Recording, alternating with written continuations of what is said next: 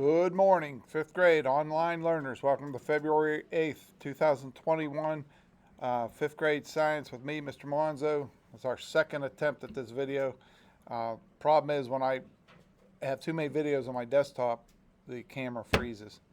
And so we had to start this video over. And we were talking a little bit about energy in the first video that didn't work. And that is the topic of our discussion on page F44. And whether it's a computer or a television or a radio or a person, we all rely on some form of energy to get us moving and get us working, get us motivated. Okay, so mechanical devices require something to power them, to get energy, to make them work. People are the same way, and some of us might be a little bit out of energy today because we might have been up late watching the Super Bowl. I used to work with a teacher years ago that he always took this day off of work because he did not have any energy. But that was back when the Steelers were in the Super Bowl, and after we would win, most of us would stay up kind of late, and the Monday morning was a tough day because we didn't have energy. Last night wasn't as bad because didn't have as much interest in the game, maybe a little bit, so I got to bed at a decent time, and I do have a little more energy today.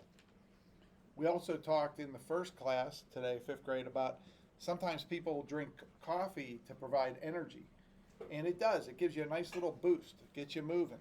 The bad thing is there's really no nutrition in coffee.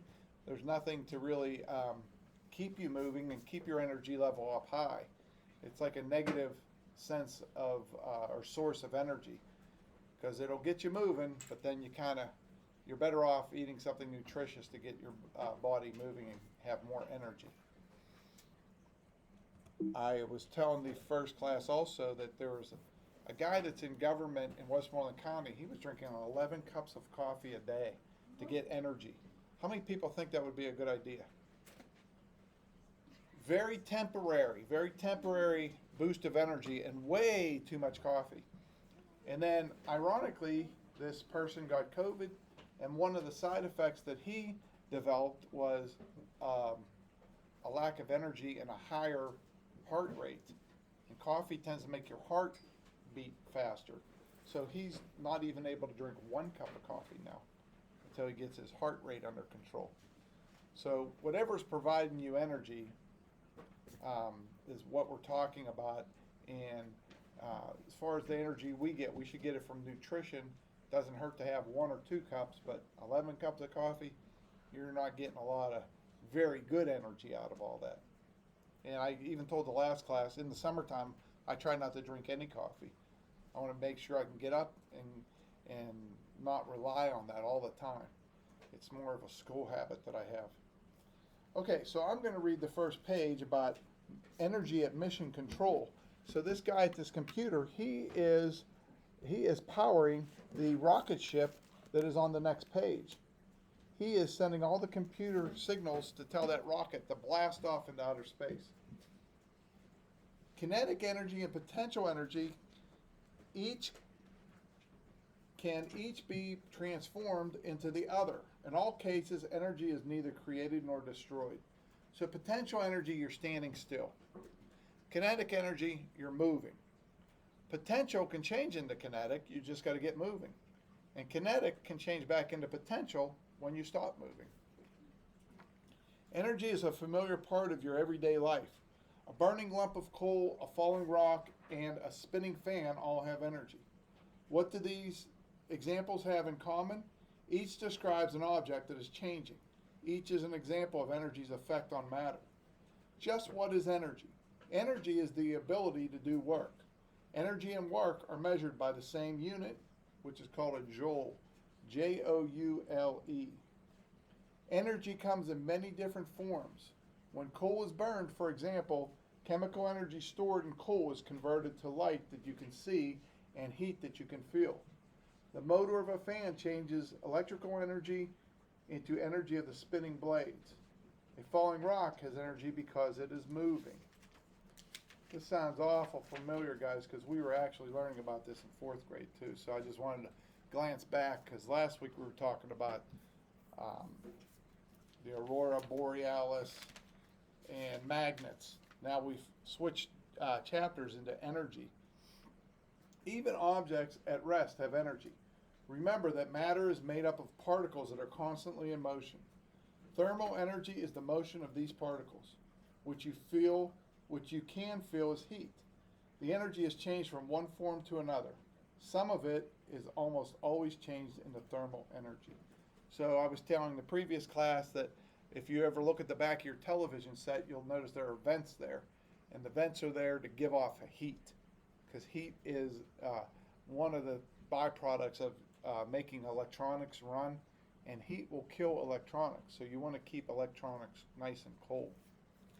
Okay, so the next page is the rocket ship, and the amount of energy that it takes to blast this thing into outer space is a lot of energy. So it has a big red fuel tank and 2 side rockets, and then the spacecraft itself has rockets on it.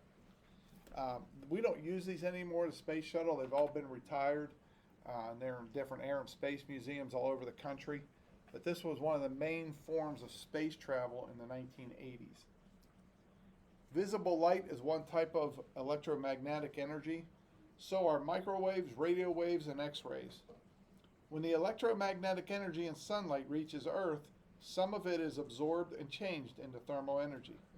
Plants also use the energy in sunlight to produce food, which they store as chemical energy.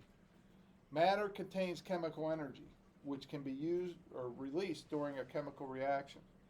Chemical energy in coal is released when the coal burns. Chemical energy in a battery is used to power devices such as flashlights. Electricity is the movement of charged particles. People use electricity to power toasters, streetlights, televisions, computers, and many other things. In each, electrical energy is changed into thermal energy, electromagnetic energy, or mechanical energy. The energy that an object has because of its motion or its position is called mechanical energy. For example, an acorn hanging from a tree has mechanical energy because of its position above the ground. When it falls, it has mechanical energy because it is in motion. A vibrating object has mechanical energy that may be changed to sound energy. Wind is the mechanical energy of moving air. The moving parts of a machine have mechanical energy too. Okay, so let's see. I am going to read one more page. I'm going to save 2 pages because I promised 2 people they can read. Did you have a question, Gabriel? Go ahead. Okay, so potential and kinetic energy, and they show a picture of this girl shooting an arrow. Recall that energy is the ability to do work. Energy can be transferred from one object to another, and it can change form. How do these ideas relate to one another? Work involves applying a force to matter over a distance. Anytime that work is done, energy is either transferred from one object to another or changed from one form to another. Think of a bowling ball rolling down a lane. Work was done to set the ball in motion. Work is done on a pin when the mechanical energy from the ball is transferred to the pin. When chemicals react in a battery, electrons move through a wire or other conductor. Chemical energy is transformed to electrical energy when work is done on the electrons.